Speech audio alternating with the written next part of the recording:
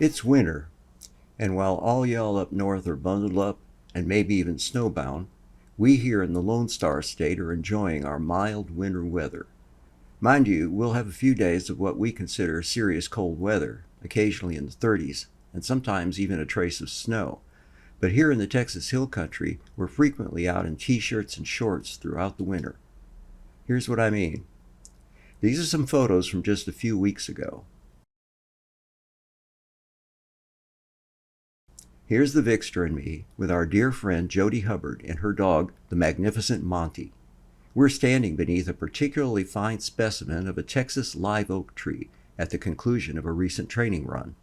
In this photo, on the same occasion, we were also joined by another longtime friend, Susan Mobley.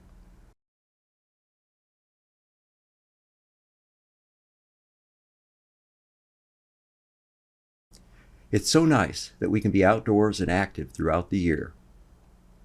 I was born in the Midwest, but have lived most of my life, about 50 years, here in Texas.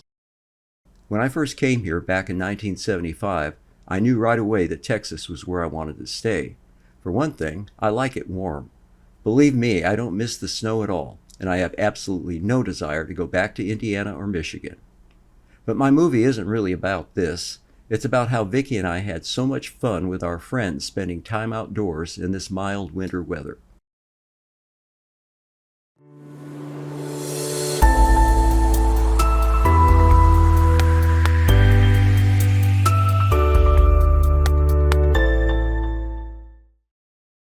Pease Park is Austin's first and oldest park.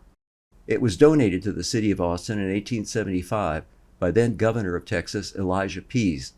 In 1926, entrance gates, bathrooms, and other improvements were added to the park.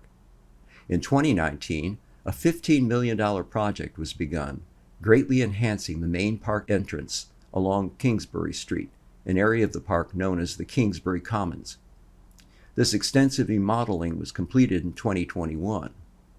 Today, Pease Park is visited each day by hundreds of Austinites and visitors.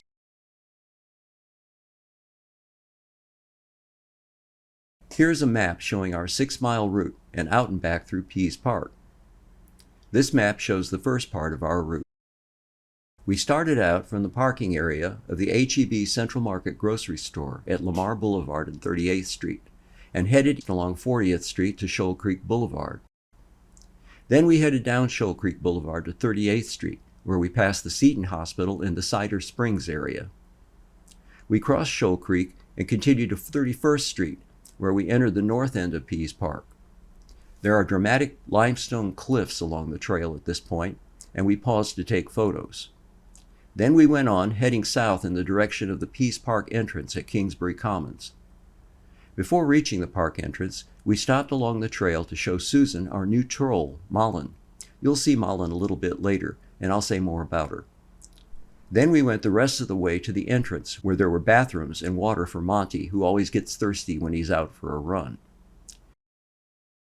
Here are our photos from the outbound part of our run/walk. These are the limestone cliffs near the north end of Pease Park. And here's Vicki, Jody, and Jody's mom, Susan. We've just left the limestone cliffs and are proceeding into the park on a smoother stretch of the trail. Susan took this photo of the rest of our group as we crossed over Shoal Creek, stepping carefully on these large rocks. And this is Susan's selfie from the same spot. Further along, we paused at an off-leash area so Monty could stretch his legs. Then we crossed a small bridge over the creek. Here's a view from the bridge. There isn't a lot of water in the creek just now. A short distance further on, we had to cross the creek again.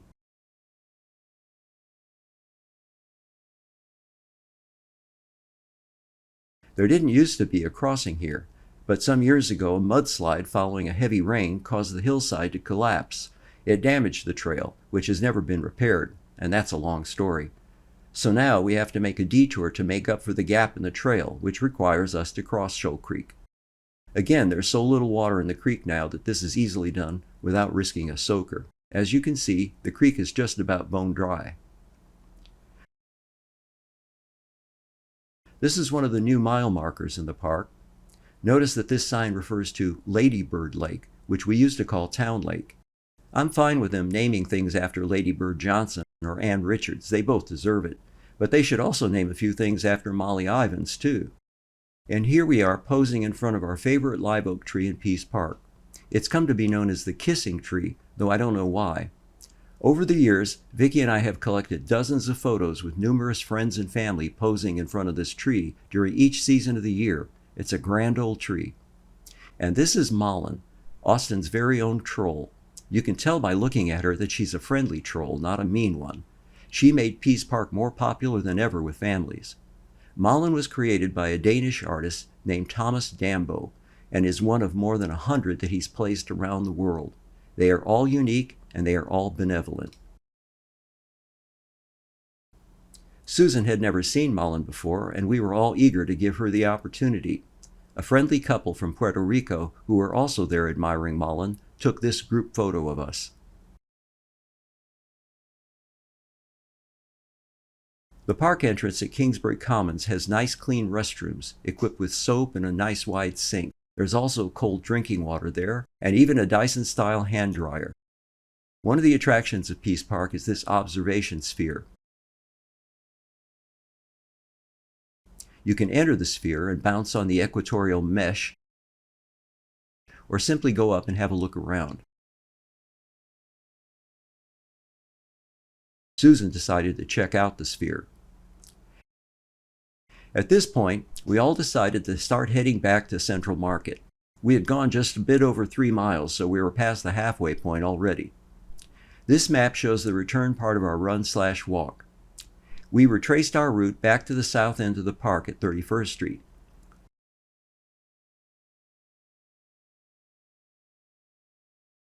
Then we briefly went east to West Avenue. West Avenue took us back to the Central Market where we'd parked our cars. Here are a few photos taken on our way back.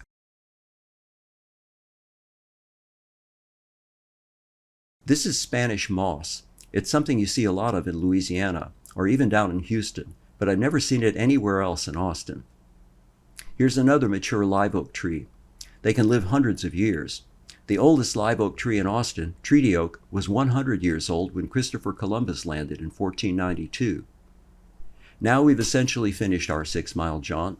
This is the Central Park, right near the H-E-B Central Market Grocery where we parked our cars earlier. By this point, our efforts had really worked up an appetite. We needed to refuel. And though we knew of several places to go for a tasty, nutritious breakfast, we wanted to try a new place that Jody and Jeremy had recommended called Daymaker, as in make my day. Boy, was that ever a great choice. Daymaker is located in South Austin, not far from Zilker Park. They have an outstanding breakfast menu with a lot of our Tex-Mex favorites.